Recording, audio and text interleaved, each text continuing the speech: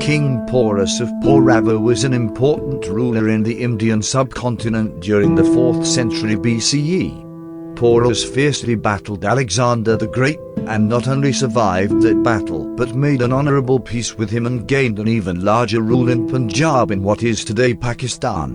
Curiously, his story is written in numerous Greek sources but barely mentioned in Indian sources, a fact which leads some historians to wonder about the peaceful ending.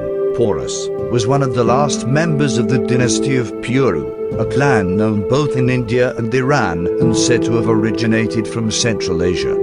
Porus ruled over the land between the Hydaspes and the Acesines rivers in the Punjab region, and he first appears in Greek sources in connection with Alexander, the Persian Achaemenid ruler Darius, defending himself against Alexander after his third disastrous loss at Gaugamela and Arbela in 330 BCE. Battle of the Hydaspes River.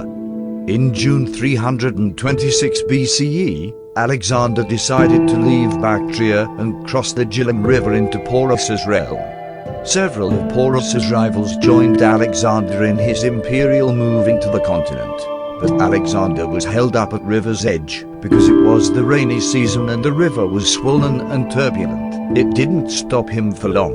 Word reached Porus that Alexander had found a place to cross. He sent his son to investigate, but the son and his 2,000 men and 120 chariots were destroyed.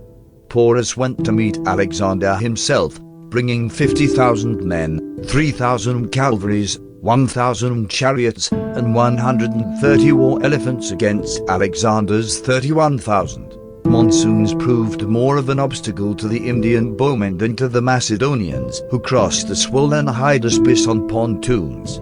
Alexander's troops gained the upper hand. Even the Indian elephants were said to have stampeded their own troops. According to the Greek reports, the wounded but unbowed King Porus surrendered to Alexander, who made him a satrap with control over his own kingdom. Alexander continued to advance into India, gaining regions controlled by 15 of Porus's rivals and 5,000 sizable cities and villages.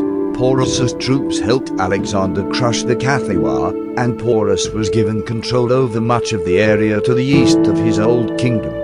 Alexander's advance stopped at the kingdom of Magadha, and he left the subcontinent, leaving Porus as the head of the satrapy in Punjab as far east as the Beas and Satluj rivers.